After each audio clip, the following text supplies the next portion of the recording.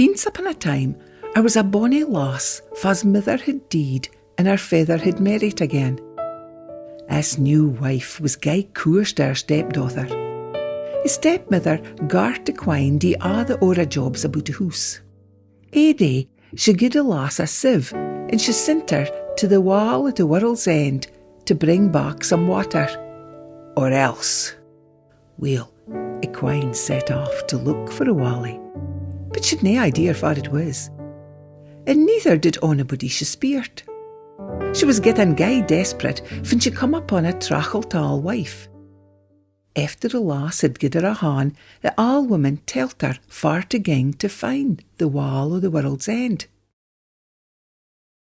When she arrived, she dipped the sieve into water, but it all run out. She had another go, and another, but the water aye run out. She started to greet. Syne she heard a croaking soon. A wee Puddock speert fit was wrong.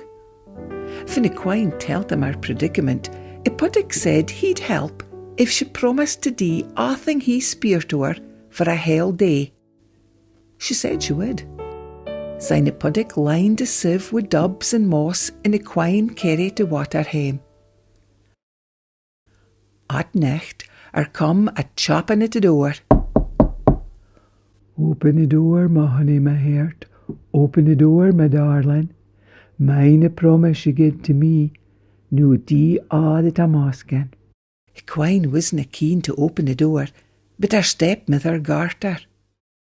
The Puddock louped in and croaked. Tak me on your lap, my honey, my heart. Up on your lap, my darling. Mine a promise you give to me. No die a' that I'm asking. Equine wasna keen, but again her stepmother gart her. Nu feed me my supper, my honey, my heart. Feed me my supper, my darling. Mine a promise you give to me. No die a' that I'm asking. Equine screwed up her face and fed the Puddock as her stepmother stood there laughing. Nu tak me to bed, my honey, my heart. Tak me to bed, my darling. Mine a promise you give to me. No die a' that I'm asking. Equine was horrified, but her stepmother gleefully insisted that she had to keep her promise. They gied Ben to the bedroom. Equine keepit the ugsome beast as far awa fair as she could. Syne, when the sun creepit in at the window in east morning, Puddock announced, Chop off my heed, my honey, my heart. Chop off my heed, my darling. Mine a promise you give to me. No die a' that I'm asking. Her stepmother laughed when she seen fou put out the lass was. Equine wasna keen on spending muckle mair time with the Puddock, but she didna want to chop off its heed either. But on Puddock keepit on croaking. Chop off my heed, just deet. Chop off my heed, I'm telling you. And mair he pleaded, and mair her stepmother laughed and laughed. I just canna deet, pleaded Equine.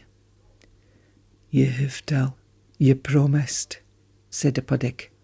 Aye, you canna break a promise, agreed her stepmother.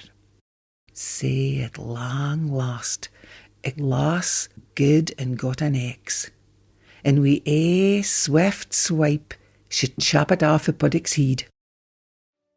At once, the Puddock turned into a good-looking prince. A course all witch had turned him into a Puddock, but the bonny Quine had broken the spell. Noo the twa of them could live blithely ever after. And the course stepmother? Well, she had to do a' the ora jobs herself.